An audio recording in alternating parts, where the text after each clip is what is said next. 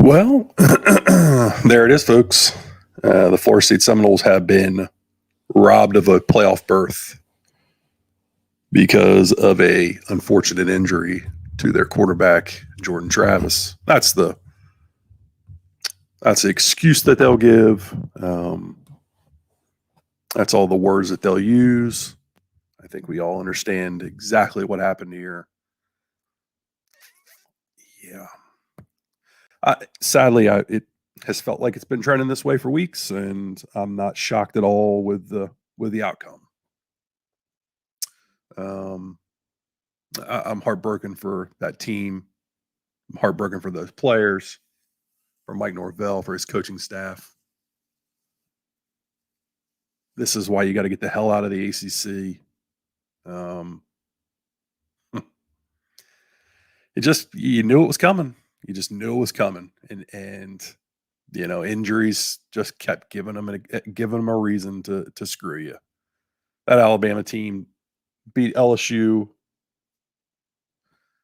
and didn't do it as impressively as you did. And I don't give a crap who the hell was playing when you played them. You still did your job.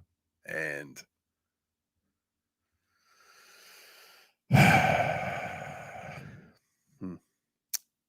I am Mr. Doom and Gloom, but I am sad to be right on this one because I told Trey will, I don't know if Trey will join me here or not. Brendan's going to jump in at some point. Kevin, hopefully, we'll see. And then potentially Zach. I know all the Miami trolls and the Florida trolls are going to show up, and you guys can do whatever. You aren't even in contention, so you're not even a relevant conversation at this point. So it is what it is. But it's unfortunate. It's unfortunate for those players. Yeah, go Canes. Yeah, go to hell. That's where you can go. It's unfortunate for those players, for that coaching staff, those guys that worked their tails off. They put it all out there last night and won a game against a top 15 team and are going to got no credit for it. They got, they got told whatever you don't, it doesn't matter because you won ACC, and they're gonna run their lips about all this other nonsense. They're going to tell you it's because of Jordan Travis. They're going to tell you this, that, and the other. It's because they couldn't leave the SEC out and put an ACC team over top of them. That's the bottom line. That's what it is. Resumes and all that other crap, all irrelevant. Well, there's only a handful of you in here. Let's talk about it. Let's figure out what's going on. Again, some other guys are going to join me here as we go. I just, they literally just announced it. Thought it was a good opportunity to give you an instant shot of how I felt when they made that announcement. And ultimately, my thoughts and feelings just go right to that coaching staff and how they, what they've put into it and how they're gonna feel in this moment. Roll Tide, yeah. What I mean, why are there Alabama people in here? What are you doing? Go to hell. I'm not interested in you. Yeah, the Orange Bowl. I don't know. We're going to see. There's going to be a lot of talk about are guys going to opt out and all that stuff in the coming weeks. You get 15 practices to go. You get 15 practices or whatever to go get better at this point, and they're valuable. They're useful. You get a chance to get Brock Glenn a bunch of snaps and let him continue his development. It's obviously changes the talking point, though. You thought you were going to get in. You deserve to get in. Yeah, it is rigged. It's been rigged. This is nothing new. This whole thing is just baloney. They're gonna spout off. Look, the minute that you never even considered that Michigan should slide, they had a massive cheating scandal in which their coach had to be suspended for multiple games. And then afterwards, they've been complete garbage since. They beat a bad Ohio State team. Sorry, some people texting me here. They beat a bad Ohio State team and got worlds of credit for it. They've been horrible. They looked worse than you did last night with their starting quarterback against Iowa, which is a defense that's not, it's obviously elite, but it's not like some superior defense what Louisville is. And you outplayed that team. And them to not even consider like they're number one locked in.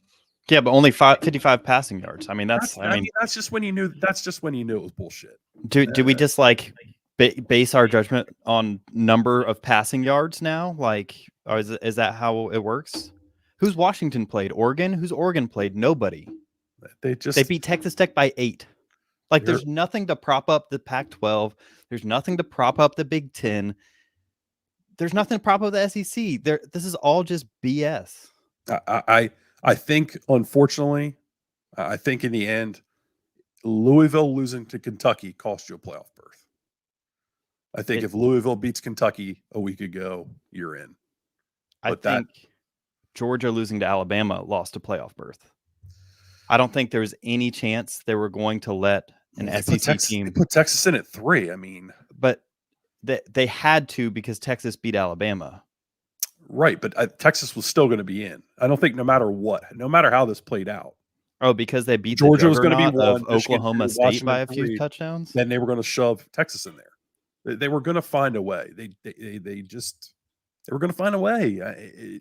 They've been telling you for weeks, and I know everybody. I know Bud. I love Bud. I know Bud's been saying like this is made for TV stuff. I know that. It just felt different this year. It just felt like they were going to find a way to screw you because you haven't played a perfect game. You kept giving them opportunities to screw you, and they took advantage. And they took them.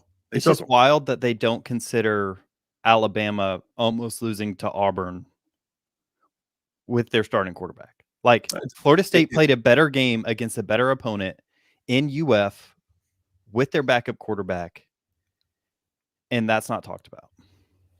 It doesn't matter to them. They don't have to answer to it. They just don't have to answer to it. I know, they're going to come up with whatever they want to come up with, and they've been telling you for weeks. These freaking TV companies, they're going to get what they want. What's wild to me is if it was purely based off money, they would put us in over Washington. We're the bigger brand. We're bringing more eyeballs than the University of Washington. We just are. I don't disagree with you. And we have a better strength of record than Washington. Like I don't know. I don't understand why we're the one left out if you're going to leave an undefeated out.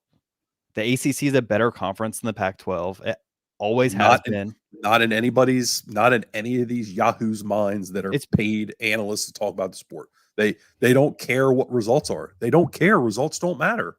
They're irrelevant to these people. They're irrelevant. That's clear. They watch a game week to week and they decide what they think looks good. You just played the best defensive performance of college football this season. Yes, bar 100%. None. Bar none. 100%. And it's looked over because your third string true freshman who wouldn't even be playing in the playoff. Who missed 6 weeks, who wouldn't play in the playoff game, didn't play well. I didn't bother to listen to the bullshit that they were going to spew about whatever the reasoning was. It was Booger McFarland being reasonable and then them saying, that's implying that Alabama played nobody. And you're like, that's not what he was saying. No. Alabama lost. Alabama had a playoff game. They had their chance to lose to Texas, and they did. Yep. At home. Give Florida State their chance to lose to Texas. Like, why do we not get the shot? Right. It's not our fault that LSU ended up pooping the bed, that Clemson ended up pooping the bed. Those are two perennial top 10 programs we scheduled. Like they were always gonna screw you over. Did I not say it weeks ago? And Trey was like, no way, no way, no way. Like they were always gonna screw you over. Yeah, I was getting a bad feeling this morning. When they put Texas at 3, you knew what they were about to do. Yeah. I mean, they've been telling you what they were going to do. Kirk Herbstreit's been saying it for weeks. I mean, like, how much grandstanding has there been? I mean, I agree, Keith. Don't go silent into that night. But what do you do? Yeah, there's nothing you can do. We're just gonna why play the games? Get the hell out of this conference. Just why don't we just make a top 4 team based off of preseason recruiting rankings, and just make that the playoff, and no one else plays. Here's what you do.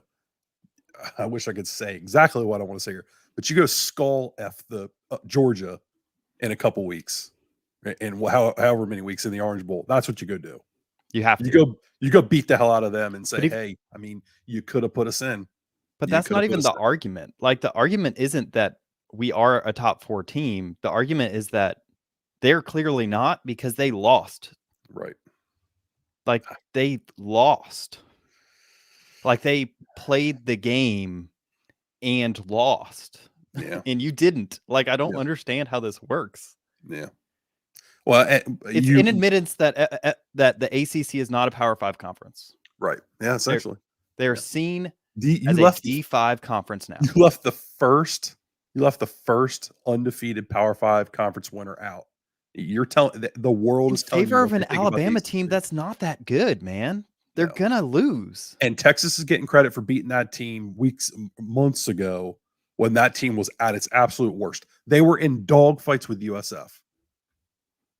They were in dogfights with Auburn. But Texas gets monumental credit for beating that team. It's asinine. It's simply asinine. But anyway, Kev, I kind of started this off with what they announced Michael Lynch. They announced Florida State did not get in, so it doesn't matter beyond that. I kind of started with this with Bama might be 100% better than Florida State. Yeah. They might be favored.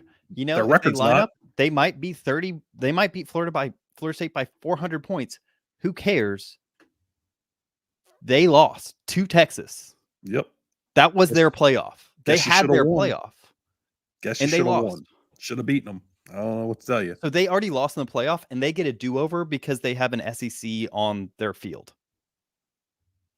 They get a do-over. They get a mulligan. We are better now because, you know, we beat Mississippi State, an overrated Ole Miss that barely limped through a home game. Hold on. And then he says that the ACC is not even close. Didn't the ACC have a better record against the SEC this year? 6-4. 6 Two of those losses were from Georgia Tech. Yeah, I mean, I think you might want to check your facts this year, bud. Are Georgia and Bama maybe better than the rest of the ACC? Maybe. I don't know. I'd love to find out. Let's play. Yeah, I'm not buying that Carson Beck's going to be able to throw the ball for more than 150 yards against Florida State. But I can tell you this much: 6-4 against the SEC this year, man. I'd get your facts straight. Go to. Why are you in here? Go to freaking Bama World. You don't need to be in here. Anyway. This is how I feel. If you felt this, we should have been 6. If we're worse than Bama, we're worse than Georgia. We should be 6. Right. Yeah. You can't put us 5. You can't put us 5 and say, "Whoa!" Put us at 5 because you played the game there. You played Georgia just lost, but you're not better than Alabama. Well, that's you're talking on both sides of your mouth. It's ridiculous, and you can't how do you know what this precedent this sets? Auburn's going to just start taking cheap shots at Alabama in the Iron Bowl, knock their quarterback out so they can't make the playoff. But of course, if Milroe wasn't in, you're not hearing the argument about, well, their backup quarterback isn't as good. Who cares? I don't understand. Who has Michigan played? Ohio State, who almost lost to Notre Dame. Should have lost to Notre Dame, if not for Notre Dame only having 10 guys on the field. Who got boat raced against every ACC team with a pulse. Remind you, Louisville dominated Notre Dame. Yeah. Yep. Who was on par. Clemson dominated Notre Dame. Who was on par. Who was the best win Ohio State has. That's what's propping up the Big Ten. Don't make an easy schedule. What kind of asinine garbage are these people spewing? I can't stand these trolls. I need them out of my life today. Anyway, I'm running like 3.5 hours of sleep. And anyway, Kev, so this whole conversation today started with my thoughts for Mike, the coaching staff, the program, the players. I mean, they've got to be going through it right now. There's no way that this wasn't a complete gut punch to them. And we know if you're on Noles 24/7, Zach put it out there that some of the staff's out recruiting today. They're not going to stop working. That's what they do. That's what this program is foundationally built on, is work. All these other fraud programs can are trying to replicate it, but Florida State is the one that's doing the work. As they went 13-0 this year, won the ACC in convincing fashion last night, and got screwed today. So they're out recruiting again. They're going to keep doing their work. I would offer you to head over to Noles 24/7 and check out where they are at. Kev, do you have any thoughts on what you feel like the team's probably going through, or just your initial thoughts besides outrage when the news dropped? I mean, it's just bias. I mean, it's like there's no numbers you can point to that says like, okay, Florida State is less deserving than Washington, like there's nothing you can kind of like. All the advanced analytics have Florida State as a better team than Washington.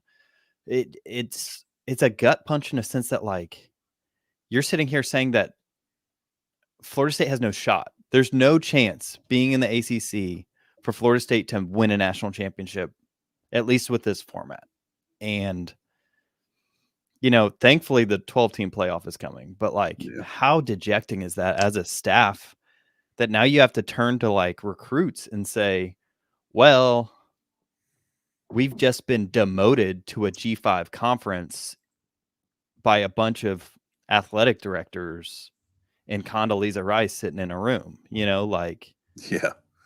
The coaches told you were third overall. They voted you third overall. The AP poll voted you fourth overall. But a bunch of ADs and really non-football people said, well, maybe we got to do what we got to do. Like, choose any metric. Like, why are we doing this based off just it's dejecting. It's as mad as I want to feel.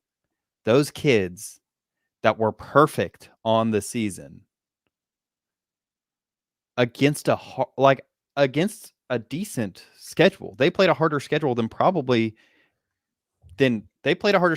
Georgia had. Like, if you take out the championship game, they played a harder schedule than Georgia pre-championship game, according to strength of schedule. And Georgia lost the one game that they played. It's just ridiculous. It's unfortunate. You were right. You were screwed over today. And big time. They've been telling you it was coming. They've been letting you know that this was going to happen. And unfortunately, we've all been using the pushback of, or the denial that, they're just talking. This has never happened. They wouldn't do this. They kept telling you it was going to happen if things played out. And sadly, you just kept having chips get stacked up against you. I just don't understand. I wish I would have heard. Well, you don't understand because you're a logical person. There's not a lot of logic to this. It's like because they do it every year. At no point has this ever been the same process. At no point has this ever been this year and next year and the year after that and the year after that and the year after that. This is what we're looking for. How did TCU get in? They lost their conference championship game. The only reason TCU didn't get in is because they weren't directly going against an SEC team. I don't know. Yeah, it's really kind of what it boils down to. I need Alabama to lose by like 7 million points. I need them to be absolutely embarrassed. This is unacceptable. Like, I don't care if they win. It doesn't matter to me at this point. Like, that's true. It's not about who. Why is it the four best teams based off our arbitrary eye test of people who don't know what they're looking at? Right.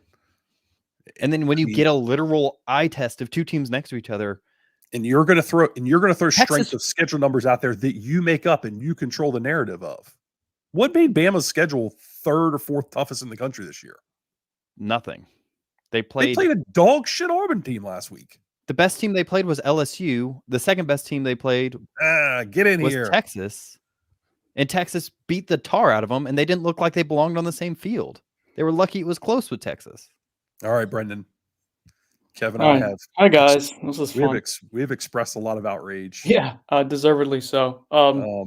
So I've expressed, obviously that immediately my thoughts go to the coaching staff. They go to the players, the administration, the organization overall, that they They really they got robbed today. They got an opportunity stolen from them that they worked so hard for. Yeah, FSU got screwed. I mean, it wasn't a logical decision. There was a lot of mental gymnastics and hurdling and twisting of projections to get to this point.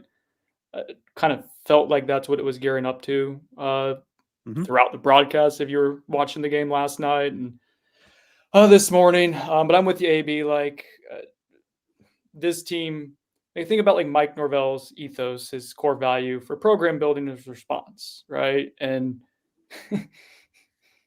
3 weeks ago, this gruesome, grotesque injury appears to your heart and soul, like to the program's like foundational, like the face of the program, and Jordan Travis. And it was a devastating moment for the team, for the fan base. And all this team has done since then is respond and done exactly what they've asked the team to do. Did it always look pretty? I didn't know style points mattered sometimes and not, right? Like Alabama didn't win pretty over Auburn, but apparently that was fine. That's my point. It's not a logical thing. What is real is like there was a real freaking injury. There was real emotion to that injury. And then there was real response to that adversity. Right. And so like life lessons and all that good stuff that you're trying to actually like present in like college football, like AB, you coaching football, Kev, you playing football, like the things that like we actually learn and love about the sport. Yep. Get completely like put to the side for TV ratings. Very clear to me that ESPN knows where its bread is buttered. SEC teams, one current, one future, getting over FSU. And what's unprecedented, this hasn't happened in 25 years, where an undefeated Power 5 team has gotten absolutely zero chance to play for a championship over one-loss teams. It doesn't make sense. There's nothing logical to it. No, and it's frustrating. It's hard to find the words to kind of talk our way through this.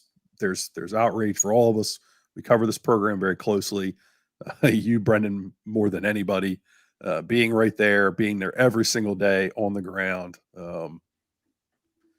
It's aggravating. And you're right. There's no logic to any of it. And we can sit here and we can say they did it for this, they did it for that. Ultimately, they did it because they've been telling you this is what they were going to do for weeks now. SEC, So SEC. I mean, that's yeah, it is what it is. They've been telling you. Look, the minute, and I said this earlier when Kev jumped in, the minute that they refused to mention Michigan at all, Michigan was just locked in. They were just magically locked in. Same with Washington. Like we have a better record than Washington. Compare very favorably to each other. But it's just magically they're in. For what reason? We're just going to pretend like two of them.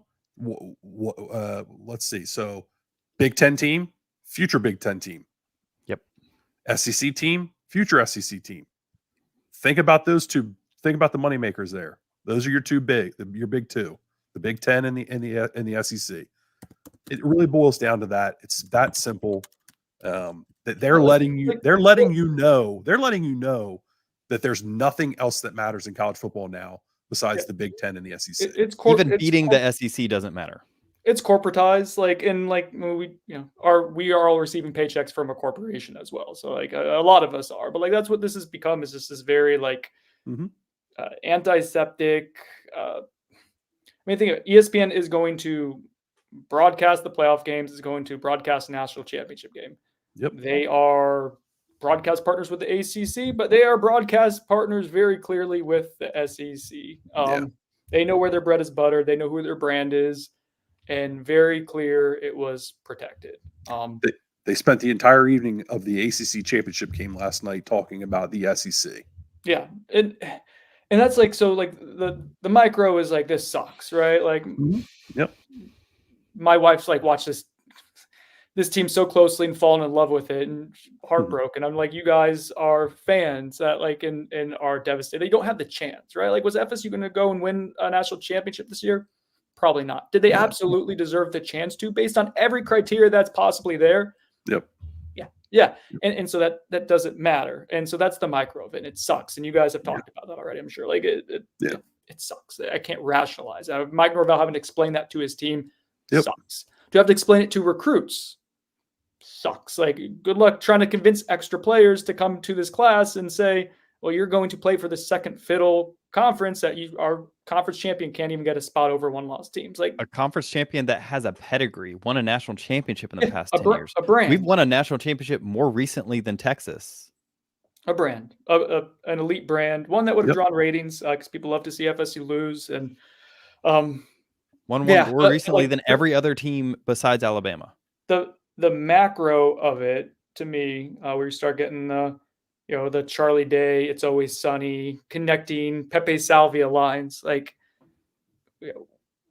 who benefits from having these teams in? It's very clear these big network stuff. I think big picture for like FSU, it's like, what's your affiliation with the ACC? What is it at this point? What do the grant of rights look like, guys? Like at what point is the grant of rights in ESPN being a vested partner for you? What point of your FSU when the broadcast crew tries to go in and do a sad story of someone to show on College Game Day? Like, when do you tell them to F off? Listen, no, like we'll do it with our own in-house media, which they're starting, or we'll do it with local media or whatever. We'll do it with your real journalists, but not with this PR branch that clearly has become very corporatized and antiseptic. Like it just, it's there's a lot to unbox here. This is historical. This is a jumping of the shark for this. And by the way, it's not a freaking playoff. No, it's not a playoff. I should have my UCF national championship mug somewhere. It is horseshit. It is not a playoff. It is an invitational. There is not a set criteria, so they can do shit like this. Yeah. So they can do stuff like this to go ahead and jerry rig it and get whoever they want in there that fits their narrative, whatever year it is. You have a man named Boo deciding things.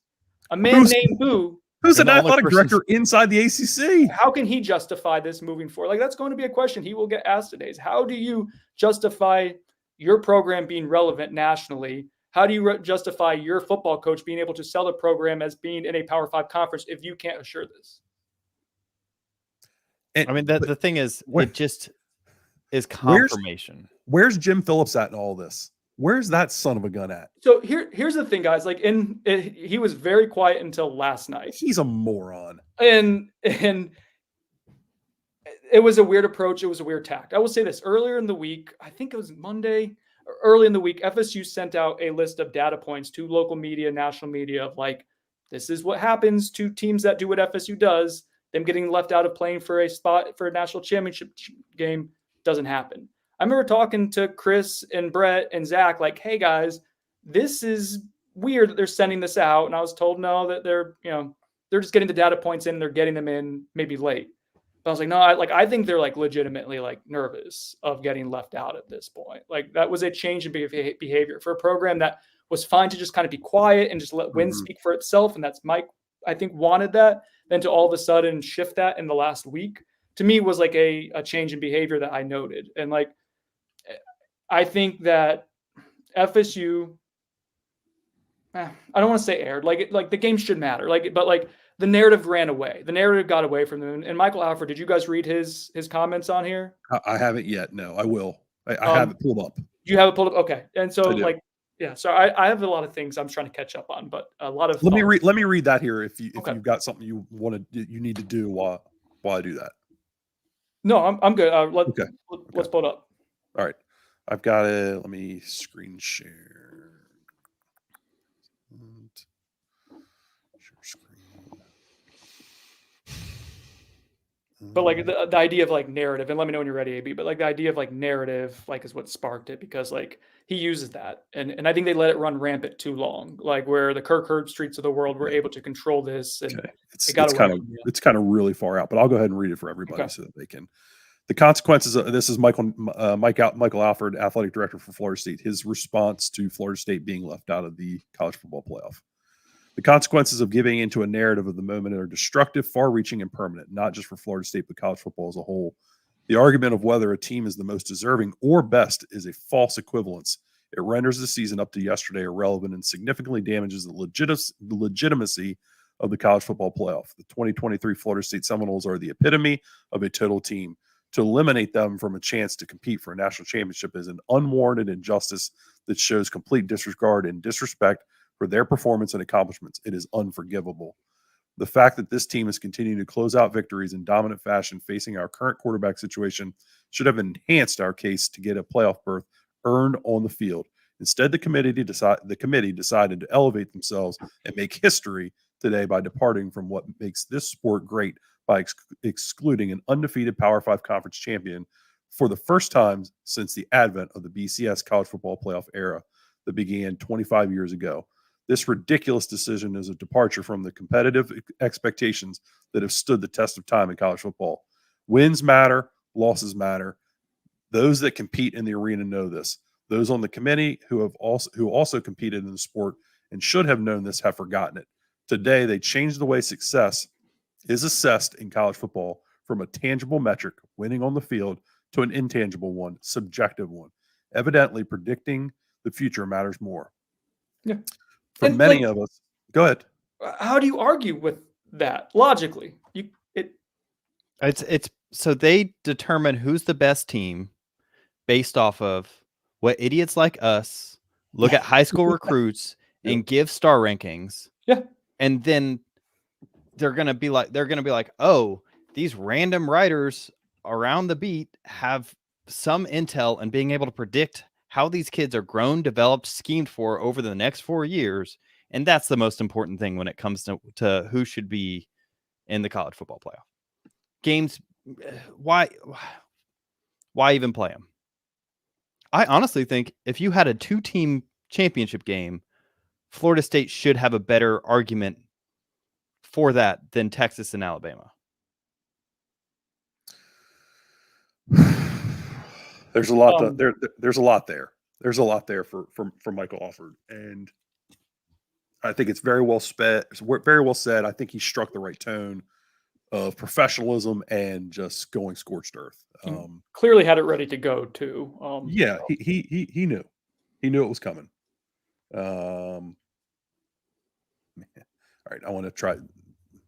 Let me try to pull that up, Brendan. Zach tweeted out the reaction. It's awful. Like to see like Mike Norvell and like the players, like Jordan Travis behind him, like with a towel over his face, like the team's response when I just need to send it to myself here. The rankings are announced. It's just and that's where my immediate emotions went to. It's not. Look, am I disappointed that I'm not going to get to watch this team play more games this year and compete for national championship? Absolutely. But you can't tell me that team, which was built on heart, didn't leave their heart and soul out there in every game this year and just got completely effed over. Yeah. By people that are only concerned about money. They don't give a shit about how they feel. They don't care about what they do week in and week out. They just told you they don't care about you as a person. Yeah. Even though you were 13-0 and did everything that you've ever been asked to do in the history of this college football playoff. They just told you that they don't care. Mm-hmm. All right, let me pull this up here real quickly. Because then they told you they don't care. Again, because of what they're predicting for the future. Like what they think the next month is going to be like. Like, okay, cool. It's not how this works. I don't understand. And there's a man who's been able to strike the right chord every time. He's lost right now. You can see it on his face. He's heartbroken, obviously, for himself, for that program, for his players. But I don't know how you answer this. I mean, if we want to go based off of just like preseason rankings, Florida State never should have beaten LSU. They never should have beaten Clemson based off the eye test, based off the numbers, based off the predictions. And they did. They never should have been undefeated. And they were. These people just think that they're better than I don't know. It's I get the Alabama's a big moneymaker. They've won 1 million national championships. Put them in over Florida State. I don't understand the love for Washington. I don't understand the love for Michigan, who's gotten chances in the playoff before and lost and not looked good. Like, And by the way, cheated their asses off to get to this point. And they basically Why have is that confirmed not a that and admitted that with their actions. Like, cool. Good shit. All right, let's keep moving forward Oh, here because I think we could revel in this misery for hours and hours and hours. Well, so real quick, AB, like your Yeah, go thoughts, ahead. like having coach, like Yeah. we all, I think, have a healthy amount of like respect for Mike Norvell as a coach and his messaging, how consistent he is. Respond, respond, respond. If you go out to practice, Kev's been there, respond. He's Yep. shouting it all the time. And that's going to be his rallying cry, like moving It's going to be his forward message. Absolutely. for now and for future years. But like how do you address the team? How do you talk to them right now? Because they've responded. They've done everything you've asked them to do. And I would imagine like there has to be this inherent like feeling of like, I failed them, right? Because I put them in a position to succeed. I told them if they do this, this will happen, and it didn't freaking happen. And it's to no fault of like Mike's or anyone else's. It is this crazy, again, corporatization of college football. How? I think there's only one thing moving you can do. I forward? think there's only one thing you can do right now, and that's tell the truth. I think transparency wins out over everything at all times. These kids don't want to be lied to. They understand. They understand what's happening. They may not be watching these rankings all the time. They're getting on Twitter. They're seeing everybody talk all this BS. I think ultimately transparency is where you're at, and you need to be transparent to them. This conference effing blows. They've got to get out of this conference. Yep. B, you did everything. I'm so proud of you. You answered the bell week in and week out. You answered the call. You showed up. You did what you needed to do. You played with the Seminole spirit at all times. And then third, how are you going to respond? We've got to get back up again. There's no laying down now. You can't feel sorry for yourself. You're going to have a bowl game. Maybe. I mean, I'm assuming they're going to go play the bowl game. I don't think they're going to. Orange Bowl against Georgia is what I think's out there, or what will it be? So it's like you have to go play Georgia. So like go take it out on Georgia, I guess. And you've got some guys that got to make some business decisions, and you know you're going to have to deal with whatever comes out of that. I mean, here's the thing I want to address real quick. If we can beat Georgia, that'll be evidence to the college football playoff. The college football playoff is wrong, regardless of Yeah, it doesn't matter. Georgia had their playoff and they lost. I think this one. Where's it at? I think this one is more accurate. Go beat them and claim a national title. Put a banner up. UCF that sucker. I feel like I thought about it this morning. I was at the grocery store trying to off of 3 hours of sleep and trying to take care of life stuff in the brief hour window before getting ready for this. And so I was thinking while I'm at the grocery store, like, is there some apples to apples stuff here? Because I lived the UCF stuff as a UCF grad, and someone who this was my warning like then was like, you deserve the right to lose. You may go ahead and lose in the playoff, but like winning has to matter, and like playing well has to matter. And what worked for UCF, and you can say whether it worked or didn't, I guess, because they get laughed at and they are pariah to an extent and consider a pesky, annoying fan base. But like it worked to an extent for UCF because it helped grow brand recognition. What does Florida State's brand need like to claim a national title? Is kind of what like my thought. Like, what are you really gaining from it at that point? You are a preeminent brand. You have done everything you need to do on the field. Yeah. It's just, of two future Big Ten teams and two future SEC teams got in over you, and that's just where it's going. You have to get out. Like claiming that hanging a banner is not going to matter. What matters now is actions, mobility, financing, getting money, being mobile, and getting out. Mobile, easy for me to say, and getting out of this dog shit conference. That's where you're at, man. Is there? So I don't know anything about this, and this will probably come up consistently in the next few weeks. Is there any clause in the grant of rights that says that the ACC, for their part, is required to uphold some level of competition or some level of, ability for upward movement in the college football world? Is there some way that they've broken the contract by us not getting in as is there something there? I've considered that, Kev. I think that's I don't know if there is. I mean, in court, I'm sure there's something that I would imagine that you could make an argument of money loss, opportunity loss, precedent of what's happened before, and have some kind of case. Would it be enough to actually be heard legitimately? I don't know. Would it be enough to get out of it? I don't know. I mean, realistically, all that's happened is when JT broke his leg, and unless the next guy just balled out, you were going to be left out instead of Washington in this situation. Yeah. And that was like that when they started planting that seed a few weeks ago, and people were like, "Oh, Washington just jumped because they just got to win over Oregon State." That wasn't it wasn't the jump. It was the talking point. Is that the seeds were planted, and again, I think the ACC and Florida State were too slow to react to that, especially in hindsight. Now it's like it happened. It's like again, and it shouldn't have happened, but there were signs, there was evidence that was going to happen. And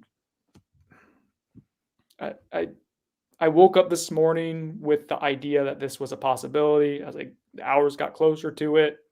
Start seeing betting lines and stuff changing. It's like, yeah, like this is what's going to happen. So like to your point, Kev, like the season went away when Jordan Travis got hurt, and that should not have been the case because they responded to it appropriately. It could have gone away, like on the field. They could have given up. They didn't.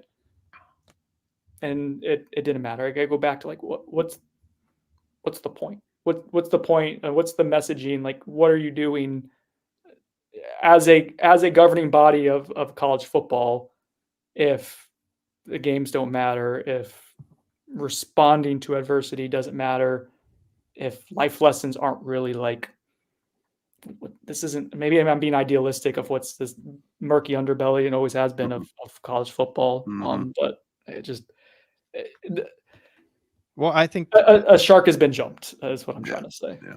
I think it's a good thing that we recognized that the Tom Brady backed New England Patriots that went 18-1 were the Super Bowl champions. I mean, they lost the game, but the eye test, I mean, they're 18-1, right? Like that's how that works, right? It's all about just who we think is best. And like it opens it up to this level of drama and TV ratings that we have, a month of these conversations every Tuesday night. And everyone was watching eagerly to know what was going to happen tonight. But like the big issue is like it is the only major sport, and college football is a major sport. It's probably third or fourth in this country. Yeah, absolutely. It's the only one to be determined a national champion without a set criteria. Yep. Let that like what are we doing? And so it's just unless people demand better of the sport, and they won't because it's great. Of Alabama and SEC Nation is thrilled right now. So, and you got the Midwest and you got the Southeast thrilled. It was such an obvious decision. Look, in the end, what this decision needs to drive is you out of this conference. Agreed, AB. It has to happen. Yeah. There's been rumors for months. They're going to announce, they're not going to announce, they're going to announce. At this point, it just needs to happen. No landing spot or not. I think you just need to pull the trigger. Yep. I think you just got to go do it and figure the chips out. Somebody's going to take you. You'll figure it out. F it, we ride. Yeah. Because I think you got to at this point. I don't think you can sit back and continue to ride out in this conference with this loser at chairman. His name's Boo. And expect these yahoos to get it right. They're not going to get it right. They keep telling you not to pull a Jimbo here, but these people keep telling you who they are. Let's start believing them. Yeah. It's time to get out. It's time to pull the plug. It's time to get out of this godforsaken conference and go figure it out. Because if not, now you're going to get left behind. Because how do you go recruit against Florida and say, well, they're in the SEC, they're going to get in? They can lose 17 games in the They just proved to you that no matter what, they're going to take an SEC team over you. This is if Alabama had 2 losses, who's getting in? Probably Alabama still. No, Georgia. Georgia, yeah. Or Georgia. I mean, this is again, we're going big picture, like in the moment, emotional, it sucks. Like, this is documented. Big picture, like, how do you sell recruiting to fringe prospects who are committed to Big Ten schools or SEC schools? Like you'll be able to because you're still Florida State and you still have brand awareness. But Yeah. this is used against you now. This is something that you cannot spin in the immediate, like in this recruiting cycle right now until new data points emerge.